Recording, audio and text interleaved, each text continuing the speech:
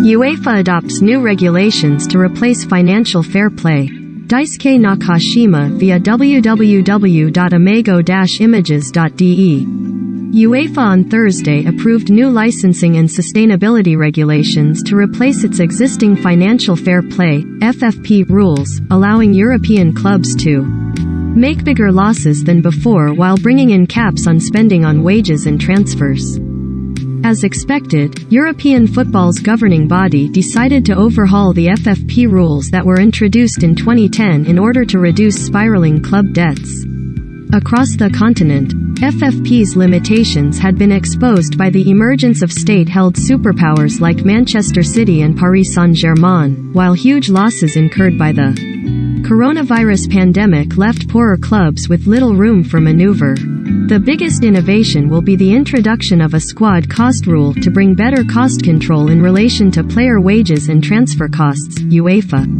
President Alexander Ceferin announced following a meeting of the body's executive committee. UEFA will now allow clubs to report losses of €60 million, $65.5 million, over 3 years rather than €30 million previously, and the permitted figure will even reach €90 million for a club in good financial health. However, that relaxation of the rules is combined with the new ceilings on wage spending. There was never any possibility of bringing in a specific salary cap like in North American sports because UEFA has 55 member countries and must contend with European Union and national labor and competition laws. Yet under UEFA's new regulations, clubs will be forced to limit spending on player and staff wages, transfers and agents' fees to 70% of total revenues by. The ceiling will drop as current contracts expire, 90% of club income in 2023-24, followed by 80% the season after and then 70%. Before the pandemic, the average ratio was under 70%, said Andrea Traverso, UEFA's Director of Financial Sustainability. Then the health crisis led to losses over 2 seasons of about €7 billion, causing that ratio to rise. Ceferin said breaches of the new rules will result in predefined financial penalties and sporting measures.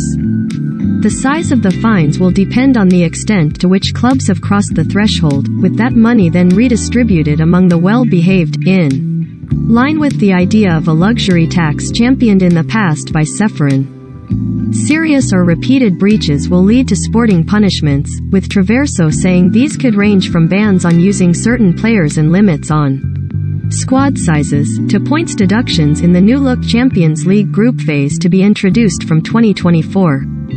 He added that discussions are ongoing about the possibility of teams being demoted from one European competition to another, for example from the Champions League to the Europa League. The fate of FFP in its existing guise was sealed when Manchester City successfully appealed to the Court of Arbitration for Sport, CAS, in 2020 to have a 2-year ban from European competition overturned.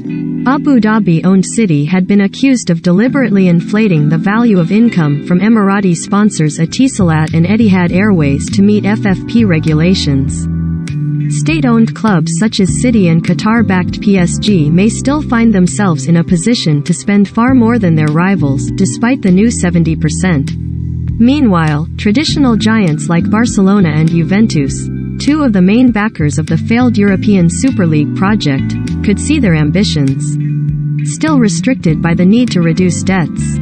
The new regulations come in at a time when elite-level football is dominated by a smaller and more select group of clubs than ever, but Traverso said improving competitive balance required more than just financial measures. Now that UEFA has announced its new budgetary rules after months of consultations, he said the body was going to open a new chapter and move on to other CFE as PB. FFP. Juventus Football Club.